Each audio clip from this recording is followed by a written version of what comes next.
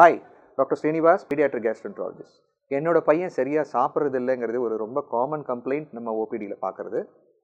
இந்த மாதிரி இருக்கிற பசங்க ரெண்டு விதமான பசங்களாக இருக்கலாம். ஒன்று, ஆக்டிவாக துருதுருன்னு நல்ல எனர்ஜெட்டிக்காக விளையாடுற பசங்களாக இருந்தால் அவங்களுக்கு ஒரு பெரிய வியாதி அப்படிங்கிறது இருக்கிற சான்ஸ் ரொம்ப கம்மி.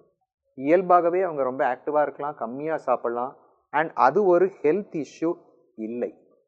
அது இன்னொரு கட்டம், சில பசங்க சரியாக சாப்பிடாம இருந்தாலும் ரொம்ப வீக்காக இருப்பாங்க, எனர்ஜி லெவல்ஸ் அந்தளவுக்கு நல்லா இல்லாமல் இருக்கலாம். இல்லாட்டி முதல்ல நல்லா வெயிட் போட்ட குழந்தை சடனாக இப்போ வெயிட் குறைய தொடங்கலாம்.